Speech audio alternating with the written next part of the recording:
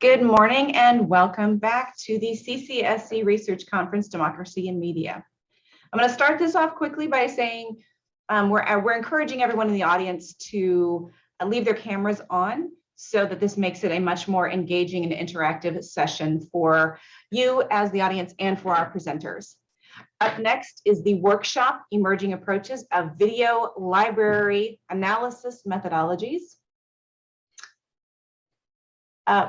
This workshop, very interesting, dives into the different methodological approaches that these scholars take to analyze video and text from the C-SPAN video library.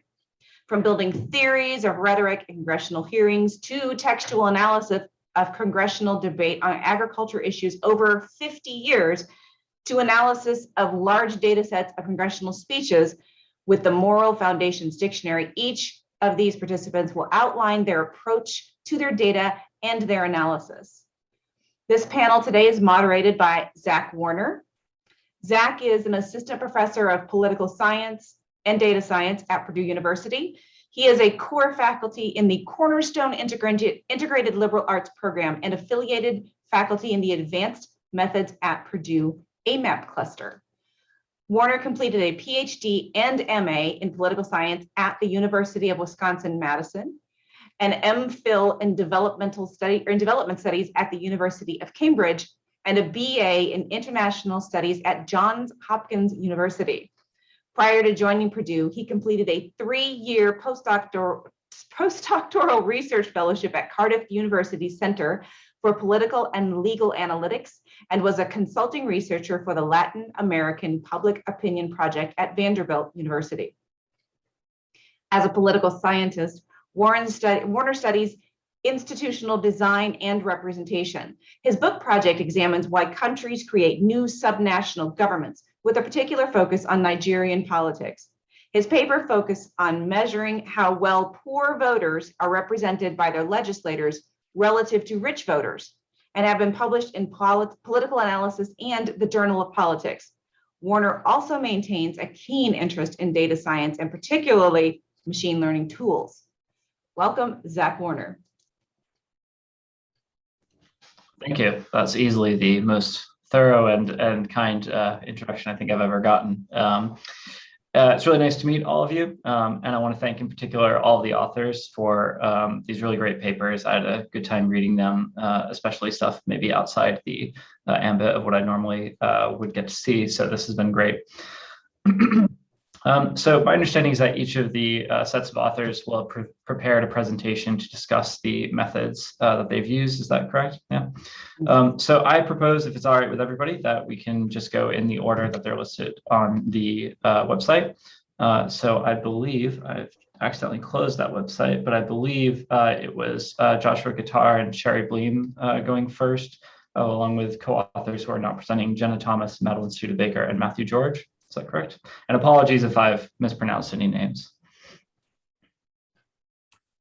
Excellent. All right. Well, so we'll jump into it. Zach, would you mind just letting me know how much time? It was about 15 minutes, 12 minutes, 20? Yes. Yeah, I think about 15 is 15? A good okay. Thing, but we should, I won't cut you off if you're running over. Also, apologies with the sit-stand desk. I do have the look of a ghastly apparition, which is, appropriate for Halloween, but nonetheless might give some harsh lighting. Anyway, yeah, about 15, 20. I think you look right. Yeah, we'll try and keep it to 15-ish so everyone has an equal chance. So if any of you saw our presentation yesterday, we went to a little more depth as to our findings, with the promise that today we've discussed more of our method, given the nature of this workshop. So that's what we'll do. And I'm going to spend less time talking today, although I'll still give a nice springboard for my co-authors, co-researchers, and just kind of do the opposite of what we did yesterday, briefly discuss the paper and our findings, but spend a lot of time, a lot of emphasis on the method. So broadly, we approached the C-SPAN archives looking at congressional hearings that become public spectacle. It's not necessarily a new phenomenon. I mean, history shows us that whatever media have been afforded to the population, we have paid attention to congressional hearings, even that's just, newspapers in the early stages of the country.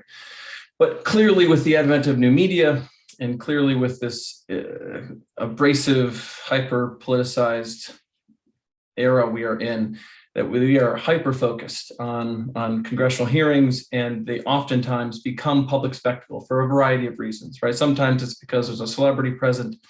Sometimes it's because there is a certain high-ranking official like Mark Zuckerberg or Dr. Fauci who's being interrogated by Congress, given an important topic of the time, or sometimes it's congresspersons yelling at each other or getting sound bites or audio bites or video bites into the camera and or microphone. So it's clear that not all congressional hearings elevate to this level of public spectacle, but some do. So our task, or at least what we ventured to do, was to try and determine, from a rhetorical perspective, how some of these congressional hearings, which tend to at times be fairly mundane, with not a whole lot of entertaining content, how they elevate to the point where we're all, sharing these things on our social media feeds, paying close attention to them on whatever news media we consume. So trying to establish, our goal was trying to establish a genre, right, from a classical rhetorical method with kind of a contemporary twist for what creates these types of public speaking events, right? So in some context, yes, the situation matters, right? If we look at classical or at least historical research on political genres of speech, the presidential inaugural address is a big one. Concession speeches are a big one. Apologia is a big genre, right? For the presidential inaugural, for instance, right? Yes, the day of the year and being in Washington, D.C. and it happening right after the oath, and kind of the setting where we see congresspersons and former presidents behind them, and typically, except for this last one, a massive public on the National Mall. I mean, those types of things do certainly create the exigency, right? They create the public speaking event. But within the confines of that, what rhetorical motives, what rhetorical effects, implications exist where the rhetor should perhaps at least try to achieve some certain overarching themes, but also still have some wiggle room to use that rhetorical context to their advantage or do it poorly to their disadvantage. So our goal with genre critique here in theorizing what makes a congressional hearing become public spectacle is not to say, well, it's a congressional hearing, it's happening in this context, and we are paying attention, right? That's enough to make it public spectacle.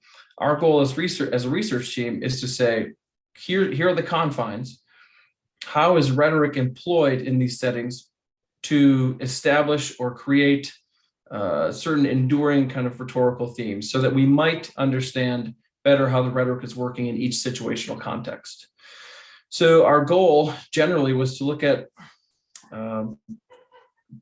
we ended up looking at 92 congressional hearings over the past few decades that have become what we label as public spectacle. We identified 25 or the top most 25 viewed Senate and House hearings in the C-SPAN archives, right, to establish our first artifact list of 50. And then as well as a team, we identified those public hearings that were not on that list that we remember making news headlines. And this allowed us to get certain recent hearings like the Afghanistan withdrawal hearing with Secretary of State Blinken, but may not have the view count because it was fairly recent, but still clearly became public spectacle according to our definition. So in getting 92 artifacts, recognizing we have a whole host of, or a lot of content to work through, our primary goal for the first round of analysis we did was just the entire research team. We said, watch the hearings, find what piques your interest, find where the rhetorical moves are happening, find what makes you say, wow, and stop the clock. So we developed a timestamp and kind of data set to identify where and what was going on. And then from there, we had a whole very large data set with snippets of time, right? To say, here's public spectacle happening in this moment. Here's public spectacle happening in this moment.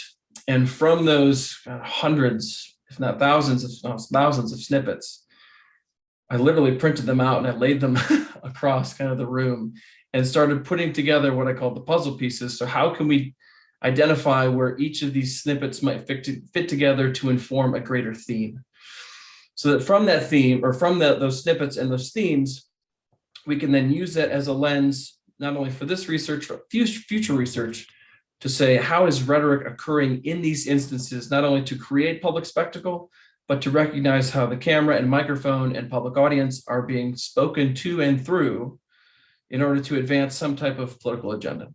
So the end goal is not to say, all right, here are the 5 themes, here's what we've created. Each rhetor in each moment should make sure they achieve these themes, right? That's one of the critiques of genre criticism, is that it creates circular logic and that you just end up finding what you were looking for. That's not the end goal here, right? The end goal is to establish the themes, and then within those themes, recognize how are these rhetors utilizing these themes? What are they doing within them to advance some type of agenda? Are they actualizing what they're trying to actualize? Are they having the effects that they want, or are they doing things poorly, and here's why, right? So that's the broad overview of what we did. We looked at 92 congressional hearings and pulled out as much of these interesting pieces as we could to develop themes that can then inform for future research for us in this project, because we have not even come close to everything we can do with it, but also inform other scholars who in the rhetorical tradition, might have looked at presidential inaugurals as a genre, might have looked at concession speeches as a genre, now theorizing what is a congressional hearing speech as a public spectacle. How does that genre function, and how might we best understand the rhetorical actions that are happening within them? So with that, we do want to do some kind of demonstration type stuff. And I'm going to pick on my co-authors to jump in here a little bit and just walk us through your processes as you were doing this. We all jumped into congressional hearings the same, but obviously we did them uniquely from our own perspectives. So I think getting some of their take would be helpful here. So just a broad prompt for a research team. What public hearings do you remember most from the ones you analyzed? And what moments or what snippets within them really kind of stuck out to you and informed this process, informed your, what made you want to write down that moment? And then in addition, how did you find that potentially informing the greater argument we're making in the paper? And those are just broad prompts. You don't have to answer all of them, but just kind of use that as a guide to get us into your perspective as you were engaging some of these congressional hearings in the C-SPAN archives. And I'm going to pick on Jenna first, and then we'll go Madeline and Matthew. Just a minute or two to get us into your perspective. Okay, awesome. Thank you, Dr. Guitar. So I actually thoroughly enjoyed this research project. It was stressful because we were all looking at our own congressional hearings, but it was an amazing experience nonetheless. But what I was really looking at was the emotion when it came to the congressmen and women and just everyone. So the congressional hearing that I really remember was with Brett Kavanaugh. And there's one moment where he talks about his family and his voice breaks and his voice cracks. He's about to have that breakdown. And it shows that he's human, whether or not we want to believe he is human or not. But showing that emotion, whether it was literally just how they were feeling or how it was portraying to the media, I believe that's kind of how like the media really grabbed that attention. It grabbed our attention. It was all over social media. I'm a huge Twitter follower. I'm on it all the time. But whatever like emotion in any congressional hearing that I saw, I wrote it down just because it showed that they were human and that they were going through things. And it was shown in the media. So. Excellent, thank you. Madeline? Hi, one that stood out to me the most was one from July 2018, was on the migrant children and border security. And I feel like that's one that a lot of us probably remember, but it was chaired by Representative Elijah Cummings. And one of the things that stood out to me was, of course, the conversation that was happening between AOC and McLennan. And the thing that stood out to me was probably the way that the media spectacle of it all was sort of a response, the way Elijah Cumming made sort of a response to the executive branch and kind of holding on to the power of the legislative branch and taking responsibility for that. And it felt like a lot of the things you were saying was sort of a rhetorical show of power relation to the executive branch. And one of the other things that I noticed was that a lot of the representatives were recognizing that the things that they were saying were rhetoric. And that's a word that they used a lot was, this is rhetoric, this is rhetoric, this is rhetoric. And it felt very meta because Representative Lee was recognizing these, I guess, critiques of rhetoric and was saying that, well, you can't just say that something's rhetoric because you don't like it, and you actually have to impact that. And I thought. Excellent, thank you. Matthew, a minute or so of your perspective. Awesome, good morning. So one big thing flying into a lot of these hearings is ensuring that there's an unbiased review. So going in with a clear head, a clear mind, going in positive and happy, and coming and feeling a different way. So of course, there was a lot of paying attention to the use of the camera and microphone, how each of these speakers chose to use them, as of course they knew the placement, they knew the metrics of the microphone, they knew how to operate and operationalize all those features and facets. One hearing that stuck out the most was the DeVos hearing. One thing I did pay attention to quite closely was the body language, how each of the senators would express themselves, whether they were level-headed or not, how Betsy DeVos would also act and present herself as well consistently through the hearing as well. So definitely a couple aspects in there. And then a lot of the questions that they were asking between, like, amongst the senators, and of course directed towards Betsy DeVos, the emotion that was conveyed, like the emotional subtext behind those questions, was also a critical aspect that I paid attention to as well. But very interesting hearing nonetheless. Excellent, thank you, Matthew. And now we're going to do a brief demonstration. So I'm going to pull up a Senate hearing and then show you a brief clip, and then Sheri is going to walk you through how she picked apart certain components of this, or snippets as we call them, to help populate our data set. So I'm going to mute myself and share my screen.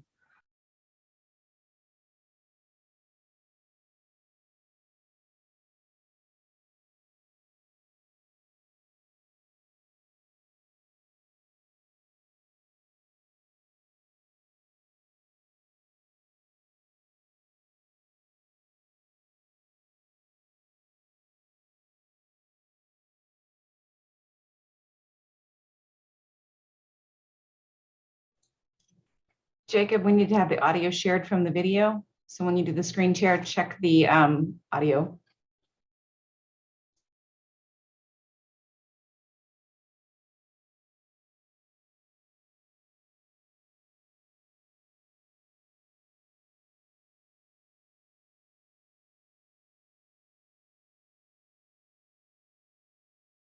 We have votes going on right now, but with the chairman's guidance, we shall continue here out of respect for your time.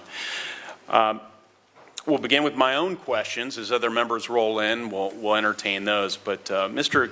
Kuchner and Ms. Massimino, thank you so much for your leadership. This is such an important area. We're shining a national spotlight on the importance of it, and I'm just so grateful for your efforts. Do you both agree, as you work on this issue, that the State Department's annual Trafficking in Persons report is a valuable resource in your efforts to fight human trafficking and the scourge of modern slavery? Yes? Yes, absolutely, we do. I do. And presumably, you can't solve a problem if you don't know how big it is. That's right.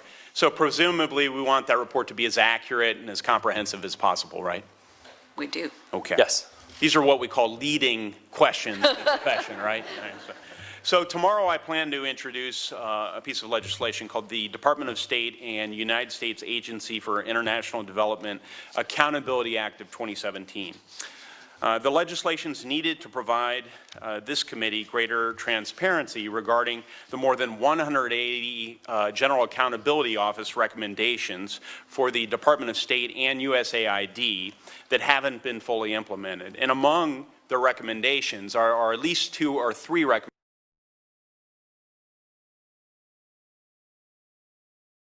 DOD, labor, GSA, all of these places who would work with the contracting officers and make sure that this is really being taken seriously. So there are lots of, there's a lot of potential here right now that's not being fully implemented.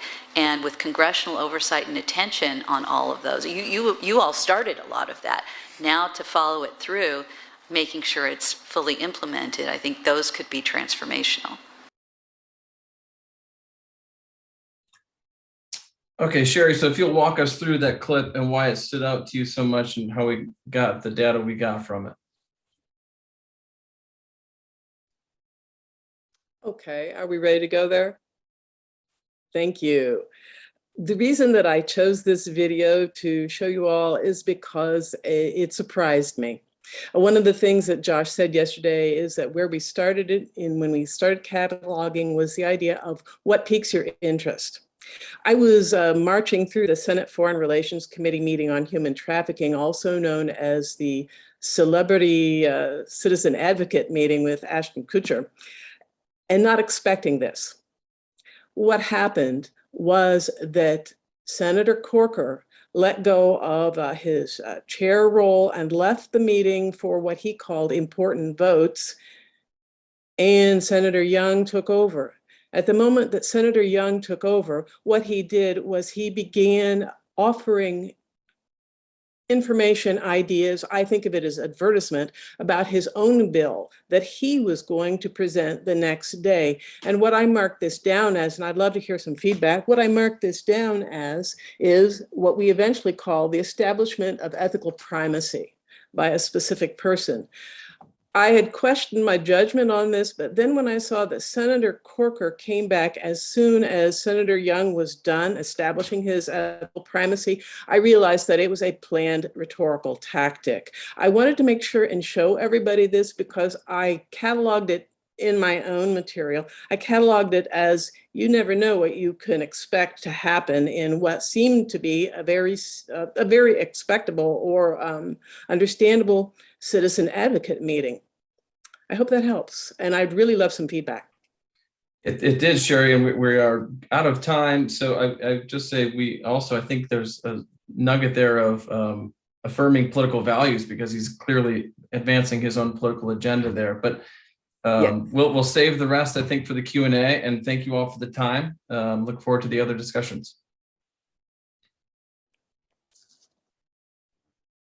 All right, great. Thanks so much. Really interesting to hear about how you coded that and worked as a group. We'll switch now over to Jared McDonald and Zachary Scott. If you guys want to take over, you have about 15 minutes. Okay, so I'm going to be presenting this one. I am Zach Scott. I'm a visiting assistant professor of politics and international affairs at Wake Forest. And I will promo that we haven't done our second presentation, so that I believe is at 1:30, and Jared's going to be doing that one. So if you're interested in this project, by all means, go hear him discuss that portion of it. But like the first presentation, I'm going to focus on the methods that we used in this project and specifically what other alternatives existed for us that we considered and why we picked the things we did to understand the advantages and disadvantages, because I thought that may be a helpful thing for those of you who are contemplating using other text analysis, especially dictionary-based methods when working with text data, that there might be some sort of helpful tips you could pull out of there. So with that, I'm going to go ahead and share my screen and kind of walk through, like I said, what we did in this project. So our general project here is looking at these two literatures that suggest that certain social groups are perceived as owning different types of traits. So women are seen as owning, they are just naturally more inclined to possess traits related to sort of communal natures, right? Things like compassion, whereas men are seen as owning agentic traits, things like leadership or authority. We see a similar breakdown in sort of partisanship, where Democrats are seen as being more communal, while Republicans are seen as being more agentic. They're just on average, people evaluate, say, a Democrat as being more compassionate than a Republican. And what we were interested in is, okay, well, if understanding these literatures to say what they say, do elites play into these assumptions? Do Democrats campaign as more communal than Republicans? Do men campaign as more agentic than women? And specifically, what we were interested in is would such a finding be consistent across political context? That, would you find a similar sort of divergence regardless of sort of where you were looking at political elites, who they were talking to? Because we thought looking for variation across context may tell you something about the source of this sort of these differences. That if you see elites really playing into this when they are appealing directly to voters, then maybe it's because they are playing to the expectations of voters, and that is why. Whereas if it's more consistent across context, then maybe it tells you something about the types of people who are able to succeed in politics. And so again, Jared's going to flesh out the theory about why these expectations a lot more than other presentation. I'm not going to skip you right to the methods, which is, okay, well, how do we do this? Because inherent in having this research question that prioritizes political context, you obviously need text that's coming from a lot of different situations. And for that purpose, we found the C-SPAN video library to be a really useful resource because it has all of these different contexts, and we'd be able to access all of this, these different sort of situational factors where we could observe the role of gender or partisanship in constructing sort of political rhetoric and sentence. Also has the advantage of being free, which you can never discount. So having sort of said, okay, we're going to use the video library, the C-SPAN video library to obtain a lot of this text, what sort of context are we looking for? And we came up with this sort of 2x2 typology of governing versus campaigning, right? The idea being that when a political elite is campaigning, they're really appealing directly to the voters. And so that would probably heighten any sort of incentive that's created by the electorate itself. And similarly, salient versus non-salient. That, okay, if an event is not really salient, if people aren't paying all that attention, then that sort of incentive structure wouldn't be as strictly imposed. So we wanted to look at this sort of 2x2 typology. Now, for sort of our governing corpora, we focused on two different events on the House floor. So for salient, we looked at the second impeachment of Donald Trump. People were really paying attention back then, but the speakers are acting as governing agents. They're not actually necessarily campaigning for votes. In fact, they have recently gotten through the campaign phase. They are about as far removed from a campaign as possible. And then for a non-salient, we just picked 3 random days in March to match sort of the 3-day window we looked for the impeachment. Well, after picking those days, we found out something really interesting, which was that one of those days, a lot of the floor debates were about explicitly gendered topics, including reauthorizing the Violence Against Women Act. That is something that we chose to use as an advantage, and Jared's going to talk more about that in his presentation. And then for our campaigning corpora, I had, for my dissertation research, built this corpus of presidential primary speeches from 2000 to 2020, almost 3,400. And so we figured, okay, that's campaigning, presidential primaries, not as salient as presidential elections, but still quite salient. That'll meet that section. And then we have this data set that I'll describe in a second of fundraising emails sent by members of Congress. Now, they are sort of, appealing directly to their supporters. That is a bit more of a campaign context. However, it occurs throughout sort of the congressional term. Congressional elections aren't as sort of prominent anyway, so lower salience here. So we have these sort of 4 different corpora that we think match into our sort of 4x4 typology. We think that these will work really well for us. Now, to get them, 3 of them come from the C-SPAN video library. So for the 2 governing corpora, we just tracked down the video of the House sessions for those days, and we took the closed caption transcripts. You can see one of those over here on the right. We just basically copied and pasted that transcript, and then we ultimately went through that and sort of isolated each bit of text based on who the speaker was. For the presidential primary speech corpus, it's similar, although we went through for each individual candidate and found all their videos and found their campaign events, and again, retrieved the closed caption corpus.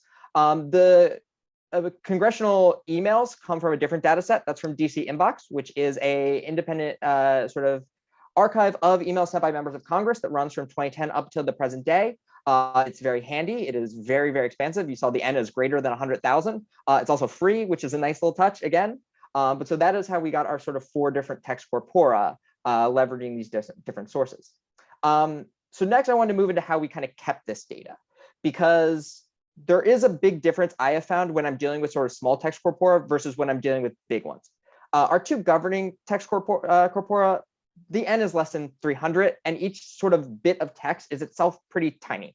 Speakers are generally only talking for a couple minutes. And so for that, we're only dealing with a couple hundred. Each thing is pretty small. I just keep them in a spreadsheet, in a CSV file. I make sure I have a unique identifier for each bit of text, right? We have the speaker, we have different metadata, including our gender and our partisanship variables. And then we have the text. And that, as long as I'm dealing with some, like an amount of text that's pretty small, I find it to be just the simplest way to keep things. It easily ports across different sort of places where you would be doing the analysis. For the large text corpora, I find that to be unwieldy. And so what I typically use is a system of nested folders where, for the presidential primary speech data, for example, I have a folder for the 2020 Democratic primary. And then within that folder is every single candidate. And then within each of those folders is individual text files that have unique file names that are then matched to a spreadsheet that has that information and the relevant metadata that we want to include. And then as long as you're relatively comfortable with some various software packages, for me, I use R. It's relatively easy to read those text files into a data frame object and then merge it with your master file to sort of just combine everything there. And considering a lot of these text files are covering a 90-minute event, I find that to be just a lot more sort of efficient way of keeping things. So that's how we built our corpora, how we sort of kept them organized, how we kept everything kind of gathered. And you can see there pretty much how we have our independent variables, right? Again, they're the gender and the partisanship of the political speaker, easily measured. Our dependent variables are a little bit more complicated, right? Effectively, we wanted a measure of how often a politician is referencing communal traits, things like compassion, caring, empathy, and agentic traits like leadership and authority. So there are a couple possibilities that we considered here. The first and probably most intuitive is content analysis, that we would design a code book that would define how we are measuring those things, and then we would train coders to reproduce that code book on our corpora of text. The primary downside to this is that one of our corpora is greater than 100,000 N. It would have been unwieldy to sort of, we could have designed a code book to do that. It would have been extremely expensive and extremely time consuming to actually apply it in that context. Now we could have tried to do a sample, something like that would work around the problem. But for all intents and purposes, we said that's not really going to work for us. So we wanted to look into some sort of two more automated means of doing this. And there were several possibilities. So these two in the middle here, both the word supervised there, supervised scaling or supervised classification, different actual like specific means of doing so, but both work under a similar premise, which is that we would design a similar code book, like how we would do for content analysis, and then we would apply it to a subset of the data, that we would draw a random sample and apply it there. And then we would essentially train a computer algorithm to reproduce our coding on this larger set of text. That we would say, okay, here is, 10, we did manually code 10% of our, our data, figure out what you would do with the rest of it. Totally feasible, would have worked. And we really strongly considered this as a possibility. Where we got hung up a little bit was that, well, we have these 4 different corpora, they may be different in some systematic way, that we may have to sort of train this 4 different times, and then would it work efficiently across all 4? As opposed to sort of just doing a random sample of 1 and then trying to reproduce it. So we ultimately said this may work. We could probably make this work. We could probably find a way to do this, but let's investigate our 4th possibility and see if we can find something here that can measure what we're trying to measure. And if we can't, we'll double back and we'll do this supervised method. But first we want to consider if there is sort of a dictionary-based approach here. Dictionary-based approaches are very intuitive. They sort of define a set, construct of words that measure what you're trying to measure, right? That these are the words we think convey that a politician isn't invoking a communal trait or is invoking an agentic trait. Now, they only work insofar as the words you pick are good. And so that is the core trick that you have to address there. So starting with, okay, let's figure out if we can do this via a dictionary-based approach. We started with, well, what dictionaries already exist? Is there something that we think we could use for our purposes? If not, then we'll consider building our own. But let's see if that work has already been done for us. So we started with sort of the most prominent, what we call off-the-shelf dictionary software. This includes the Linguistic Inquiry and Word Count Dictionary and Diction, both of which do cost money if you are interested in doing your own sort of research along this vein. I have used both in other research projects. For our purposes, we didn't find anything within those that we thought really matched what we were trying to measure.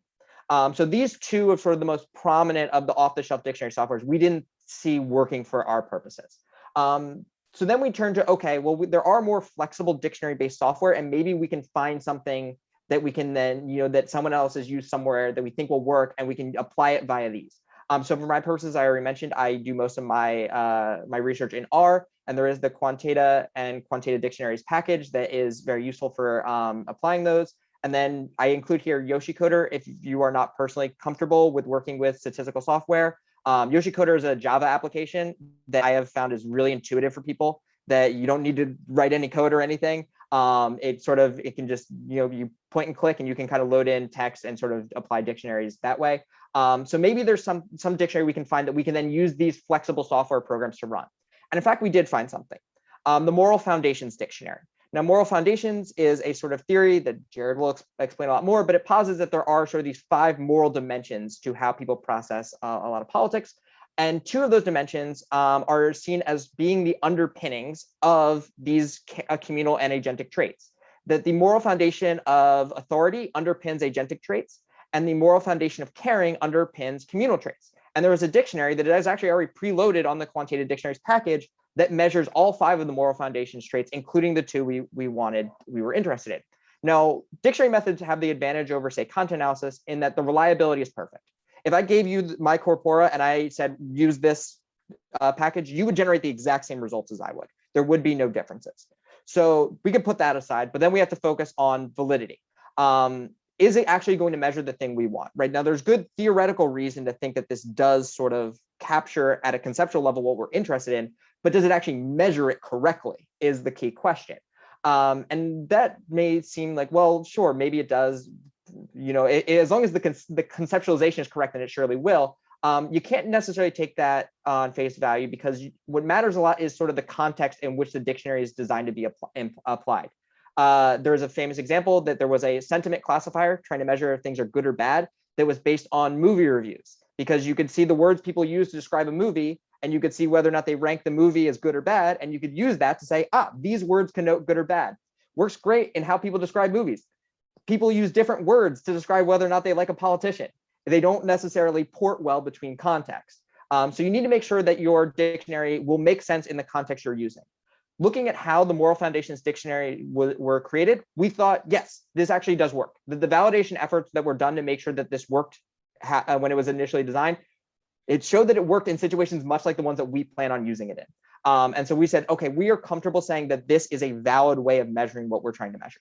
Now, if we weren't comfortable with that, which, like I said, happens all the time, I have run into that where emotional dictionaries that I've used, I said, this is not designed to do the thing I want to do naturally. Let's make sure that it actually works the way I want to. You have to do your own independent validation efforts, and there are different ways to do that, which I'm happy to talk about if anyone has any questions. But like I said, for our purposes, we said we're comfortable saying this is valid for what we want to do. It's very easy to apply. Here is the code. It is not many lines of code. This, like 2 lines here, is literally the entire process of applying the dictionary. It is very, very simple. Now, what you should take from that is, okay, it's simple to do, but that means that the work has to be on the front end and making sure that what you're doing is the right thing to be doing, right? It just shows how important the validation efforts are. So these measures are continuous, so we can approach this using good old OLS regression or independent variables we've already discussed, very simple. And for our the context portion, we just want to compare the coefficients across models. The measures are the same across sort of all of them. They're a percent of total words, so we can easily sort of compare with the magnitudes across models. The last thing I'll sort of point out with the measuring thing, with measurement and statistical modeling, because I think this is something that's really important that often gets overlooked among people who are working with text as data. A key assumption of regression is that the observations are independent, that there isn't some sort of relationship between each of the units in your data. In a lot of times when people are using text data, that assumption is violated. And you need to think very carefully about that. Now, there are diagnostic ways to just see, is this assumption being violated? But beyond that, really, you should think about this conceptually. Often you have multiple observations from a single speaker. Those observations are not going to be independent. There's something specific about the way the speaker talks that is going to sort of link those together. Sometimes observations occur in a sequence, right? Imagine if we were using a transcript from a presidential debate. What one person says affects what the next person says because they respond to each other. The observations are not independent. And if that's the case, then you need to address that in some way. For our purposes, we think our two governing corpora are largely independent observations. Most of the speakers only speak once. They prepare their remarks in advance. The sequence of them doesn't really matter. In the other two, we think that that violation is almost assuredly broken. And we address this by clustering our standard errors on the speaker to address that sort of speakers are going to be consistent. And then we control for sort of broader context using fixed effects. So again, I'm just going to go through two of the top line results. We did a bunch more stuff that Jared's going to discuss. In terms of gender, we do find that women use more caring appeals than men, although frequently the differences are not statistically significant. And we find generally no differences on authority rhetoric. So the differences by gender are pretty small. By party, it's a different story. So we see Republicans always use less caring rhetoric than Democrats. That is pretty consistent. Now we have two in our governing corpora, the difference seems to be bigger, although not to a statistically significant degree. But what I find really interesting is on authority rhetoric. So for three of our corpora, Republicans use more authority rhetoric, as we would expect, right? They own that trait. That is really interesting, right? The consistency. We have very consistent results in terms of caring and for authority, but there's one situation in which they don't, and that's in our impeachment data. So you can come up with a context in which you will break that trend, which once again, I just find to be a really interesting finding, and Jared will talk about more. So again, keep your corpus organized. How you do so will depend on the size. If you're using off-the-shelf dictionaries, make sure you validate, or they have been validated already, and think strongly about the interdependence of observations. And with that, thank you for your time, and I look forward to the discussion. Thanks so much, Zach. In particular, I appreciated the nice pun about how you can't discount free items. So lastly, let's turn to Jacob Miller-Kluchers. I hope I'm pronouncing that correctly. I'm doing my best Midwestern for you. Yeah, that was spot on. So my paper was about moral sentiments, extending on what we just heard, using moral foundation, a dictionary produced by Hopp et al. This year. It's called the Extended Moral Foundations Dictionary, to look at moral sentiments on arguments and floor speeches in both the House and Senate, 223 of them, related to farms and farming.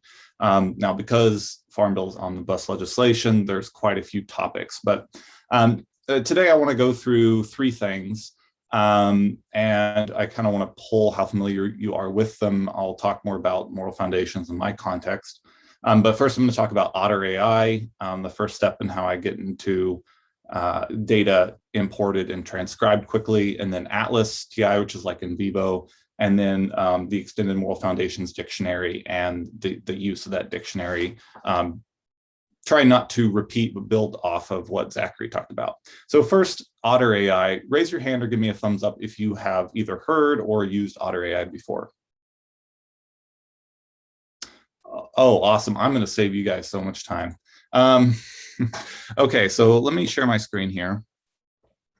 All right, you should be able to see right now this Otter AI, and this is a free transcription software. Now you can buy other versions. It's about, the one I have is the standard one, and it's about a little over $100 a year. It just allows you greater access to more people and more time that you can find. So you go through all your videos, you find them, right? And then you download them. You pay 99 cents or whatever the cost is on C-SPAN. Once you download them, then you can upload them into Otter AI, and it will automatically transcribe into text what was in the video. It also has a unique feature of differentiating between speakers. So this is speaker one, this is speaker two, this is a video, I think McConnell's in it. They're talking about the Massey Amendment to make hemp legal under federal law. So it will differentiate the speakers. Now you obviously, and then it has the keywords, it has the time, so you can figure out how much time. So my study had 41 hours collectively of data. And then it tells you the percent that everyone's speaking. So you can go through and then tag the speaker. And if you have long data, like 10 hours worth, then it will automatically, once you tell it like Jacob is the speaker, then it'll go through, and every time you hear my voice, it'll tag it as Jacob. Obviously, it's not perfect, although it's really good. I mean, it's really good. You have to go through and edit for clarity. This is an unedited version. So, and then it's also important when you're working with text as data that you really think clearly about your unit of analysis, not to be too reductionistic with the word level or not to be too general or abstract with paragraph level. So I choose sentence level for mine because if you look at this, this has like very long paragraphs, which are differentiated based on the time. Like if another speaker switches or if there's pauses, sometimes it'll break it up into paragraphs. Because of this, I use sentence level. Your data may be different. Really think through that. But with Otter AI, you can do this. You can then, on the left-hand side here, organize by folder. So I have multiple projects going.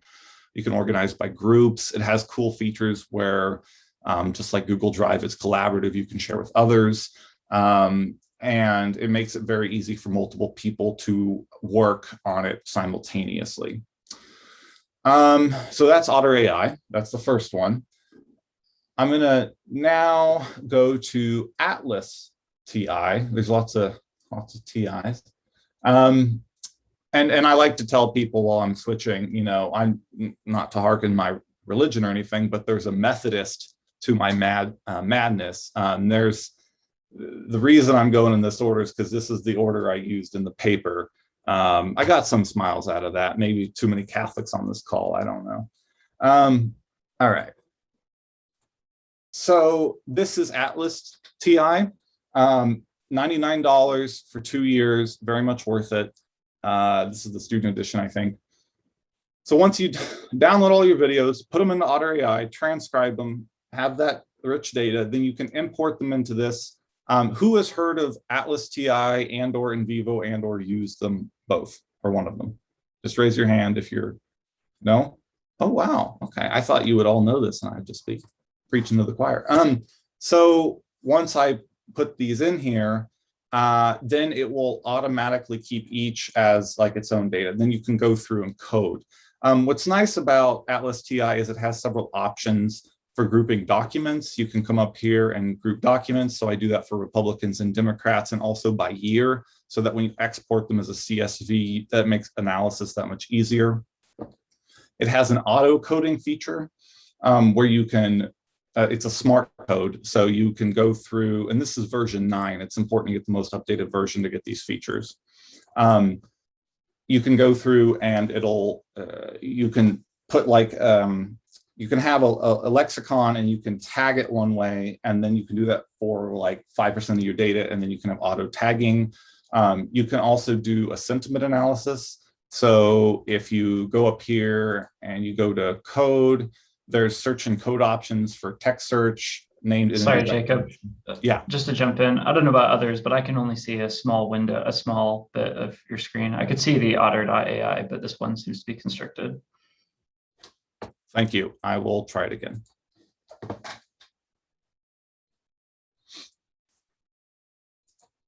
How about that?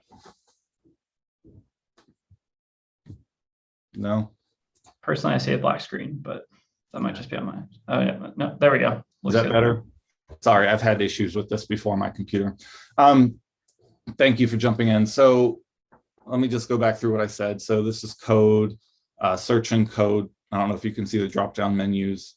Yeah, cool. Okay, so then sentiment analysis. It uses Atlas CY. Well, you can get in it if you want to know more about it, but it doesn't just use a dictionary. It has learning techniques, and it's also crowdsourced. So this is, and it uses dictionaries already built in. So you already have the reliability, but then you have to make sure, of course, as we've heard, that it's valid for your own purposes, because 2 other researchers have used morals for my farming and farms. In my context, I saw that it was valid and appropriate for use. You can also have these code forests that show your codes in relation. This right here is a go list or a stop list. You can create these based on whatever dictionary you decide on, and then you can enable them so you can study different things. Yeah, I mean, there's several different features. I would just play around with it. It's very user friendly. In the questions, if you have any more questions, I can talk about the different features. But for the sake of time, let me stop the share there and then go to my final one, the Extended Moral Foundations Dictionary. I'm so glad we got a preface on this so I don't have to explain it. So in this paper, Hop et al., so they have a GitHub repository, and even on Open Science, they have this. So thumbs up someone if you can see the screen. Okay, good. Thank you, Zach. So you can go in here and they have the different dictionaries for the Extended Moral Foundation. They also have the notebooks for the code and pipeline. I think it's Python, and it is Python. And so it's very easily accessible. It's on the Open Science Foundation too. The thing I would say about this, I can show you if you want my Excel sheet, but one thing that's really important to note about this is it's not just assigning either or in morals, it's assigning a probability that the words fall within one of these 5 foundations, as well as like the aggregate mean sentiment score that you should multiply each word by the frequency of words, so that each one has a level ground. So I'll share that really quickly. And I mean, if you have any questions, we can go from here. Here's the word list. It contains upwards of 8,000 words. And each one of these, you have the care, and the P is probability, and then you have the sentiments, scores, the negatives. So like if it's care and harm, the negative is how much harm there is. In my paper, I found a lot of what previous papers have had. Republicans are far more authoritative and show more loyalty. Democrats, their care score is off the charts, but it's more harm, like the harm Republicans and the harm that is happening to farmers and farms and their communities. And then, so that's the sentiment score. And then this is the probability. So it looks like here, I don't know, farmer in different contexts, like in fairness. And this was crowdsourced. If you want the methodology for how they do this, you can just look it up, but know that it was crowdsourced. And yeah, well, anyway, let's not get any farther on that. Okay, I've kind of gotten close to my time limit, so I will stop the share there, and I can go back to anything that you found interesting. But yeah, I really think these are good foundations for, I was really hoping we'd get into some machine learning talk, but I haven't heard that yet. So I think this is a good precursor to that. So anyway, thank you so much. This is your method of speaking, and this is my madness. Thanks so much, Jacob. All right. I guess I'll kick it off and open questions up to the floor. So does anybody have a question they want to drop in the chat or maybe ask over the video call?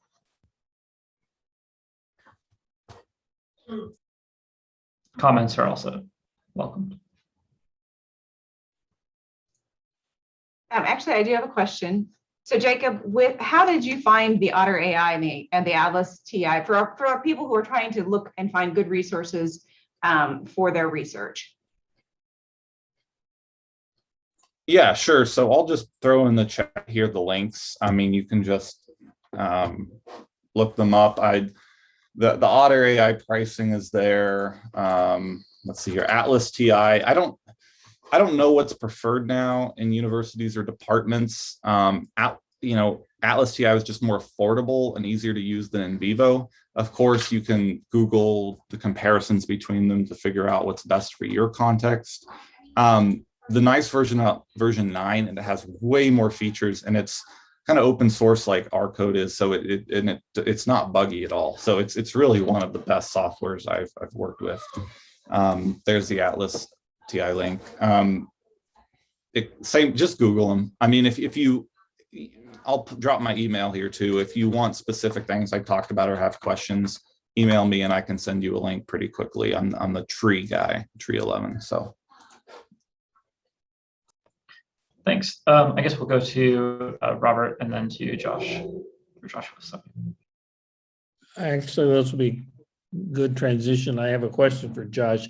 What would be the probability that somebody else another group would find your same 92 hearings? Good. Thank you for the question. Move my hand down so that I'll talk. In this current context, highly likely, because again, we used the first 50 were populated from highest view count in the C-SPAN archives, 25 for the Senate and 25 for the House. The other ones were ones that have been recently in news or ones that we remember. So right now, I think highly likely as we move throughout history or move forward in history, I think it becomes less likely because other hearings, and in fact, it seemed like every time we had our list finalized, there was another hearing. It was like, oh my gosh, we can't not include this one, or we can't not include the Blinken Afghanistan withdrawal. So right now, I think highly likely, but as we move forward, new ones will come to arise, and others will accrue more view counts in C-SPAN archives. So I think as long as it qualifies as public spectacle, it would be all right in terms of analysis, but I'm not sure that list holds up for long, because we can anticipate with this political climate that there will be another one next week where we'll be paying attention, and we could then, hopefully apply what we found to those hearings and continue to move this forward. Mm-hmm. Okay. Yeah, and I had kind of a comment. I'll phrase it as a question. I just love the diversity of methods on the panel, and I really appreciate getting to see how you social scientists do your thing, because I know I ran away from SPSS as fast as I could in grad school. But I do wonder, my question for you, and this is just based out of my ignorance for the other two panels, as to how you might code for, if I'm using the right language, or account for that situational context. And I'll use the video we showed as a reference point to hopefully bridge these 2 or 3 presentations together a bit. So I showed specifically our clip to allow for the camera to pan across the audience, right? To see like, hey, this room is full, people are paying attention, right? And then also the camera allows for us to see the empty seats that are next to the person speaking, especially that the chair has exited the room, as Sheri astutely pointed out, to say like, Todd Young had used this as a moment of political platform to say, here's my agenda, right? So how do you at all, and if you don't, that's great, account for those types of nuances that don't always come through in the text? Really quickly, I think you have to. One big assumption of text as data is that you basically take away the context and you have this huge bag of words that you then analyze. So in my paper, I say that I forward other scholars who say that at the end of the day, these tools are just that, they're tools. And so I think you have to have some sort of, if not manual coding, you have to go in and pull exemplar quotations or look at the videos themselves. I just don't, although, I don't know, this would be a point of discussion if you need to in your own paper include others, or if that's something for another paper. But in mine, I go beyond that, because you can't just rely on a bag of words to get. And that's also because my master's I was a rhetorician, and then I ran to the SPSS. So I'm backwards of you, but I understand where you come. Yeah, so I'll echo most ways, right? Like, I mean, there's a very, like, all models are wrong, but they can be useful. And that's like super true with any sort of text analysis, including dictionary methods, topic modeling, anything. It's wrong, but it may be useful if you do it right and you're careful. That is the key thing, right? Like, I don't think that we, with 100% precision, measured exactly these things, but I think we probably picked up on a lot of what we were trying to capture. But it is still assuming that naively, if you could just count the words up, you'll get something meaningful, and that's going to miss something. Now, there are attempts to bring those visual elements in to the crowd that likes their coding, right? So there is a really interesting software offered by Amazon that essentially, like, if you give it photos, it'll automatically recognize what's in the photo, and you can look at the tag. So like, I have a project I'm trying to do where I think that it's possible that Republicans have adopted Trump's visual style. And so I want to look at sort of visual elements of Trump's social media presentation, see if Republicans increasingly use those over time, right? That is how I'll do that. that is still going to be very naive and it's going to be wrong, but it may be useful. And just to echo what Jacob said, the consequence of that is really the answer is use this useful thing, but ensure the usefulness by going back and doing sort of that qualitative work, which just provides so much depth and value that you're not going to be able to get with, you know, your coefficients or anything like that. So what we've done, naive to what you're saying, but what you're saying is certainly very important. It's the sort of thing that you know, a good social scientist will make sure that they are including at least in some capacity. Very cool. Thank you both. I'll just assert my moderator privilege and add on to that. So I teach this class for my graduate students on how everything can be data. And one thing we do is face recognition in videos. So there are open source tools in Python you can use to take each frame and then, you know, identify how many faces are in it, right? One of the great, you know, things about C-SPAN data is that it's time linked, right? So you can pair the text when it happened with how many people are visible in that. And I think, you know, you're right to identify these are kind of questions. I think going forward, people are going to try to build on the text analysis to include those elements. Sheri has her hand up, so I'll go to her.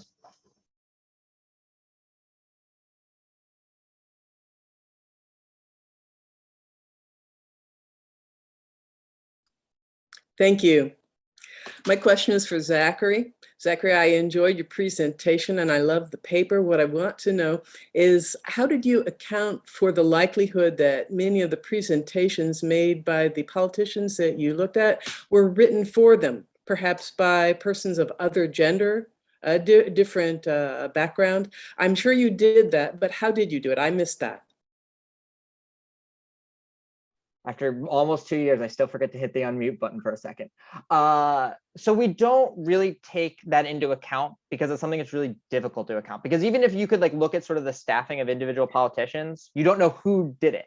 So you essentially assume, right, but the politician has final say. They're not going to go up there and say words that they do not approve of.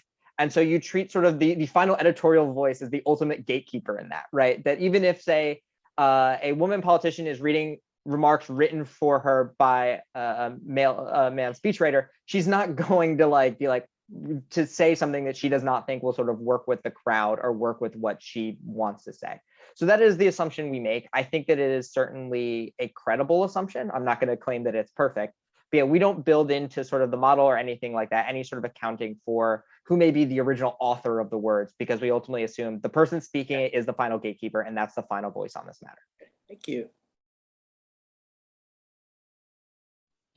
So I had a question for, I guess, all the panelists, which is just, I'm always curious what the kind of practical challenges you run into when doing these types of analyses.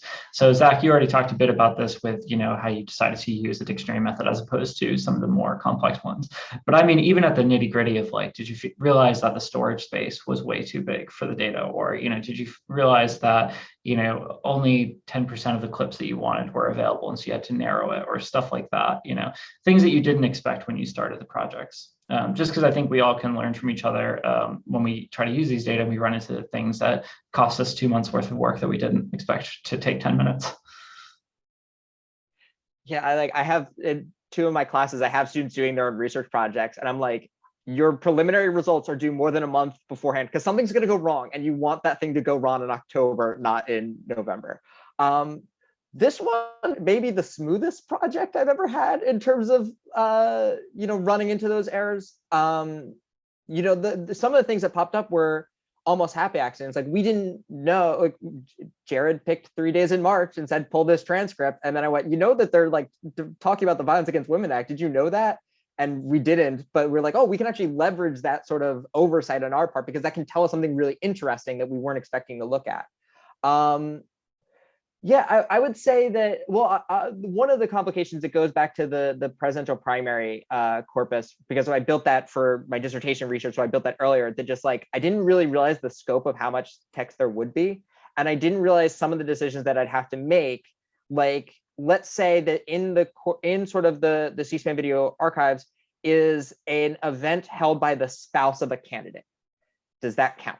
Right? Like that is their campaign is holding an event, but it's not the candidate, right? Like those sort of decisions that I wasn't anticipating having to make that I had to ultimately decide, essentially, right, well, what do I think is sort of the editorial decision making that happened by the campaign itself, right? Do I want to include this?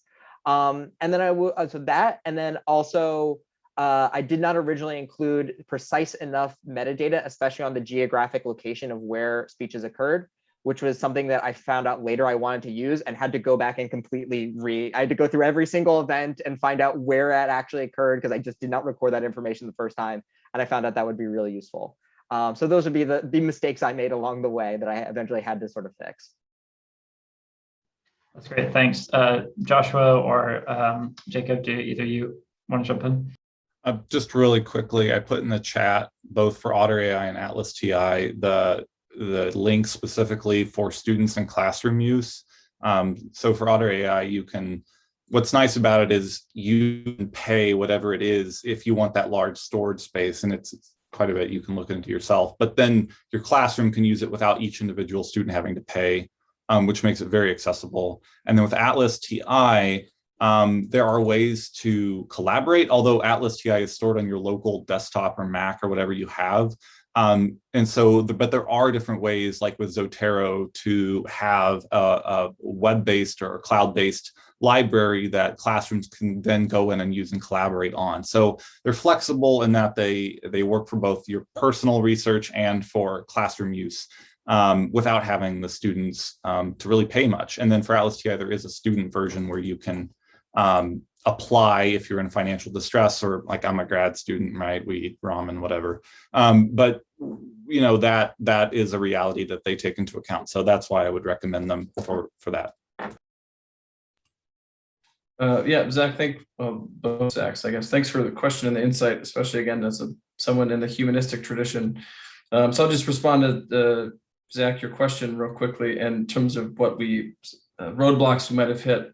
I think there are primarily two. One, in that effectively what we're doing with this project is advancing rhetorical theory, right? We have good research on what a presidential inaugural address looks like. We have good research on what a concession speech looks like.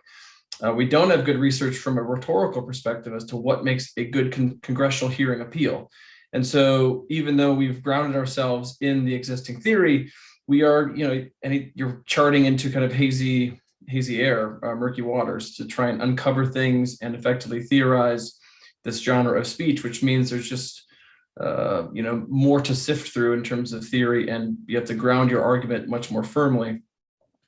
Secondly is, I think Jacob and Zachary both experienced this as well, just the corpus of data we have. It was massive. I mean, and that's actually why we have 5 researchers instead of myself and Sheri, where the kind of project originally came to light.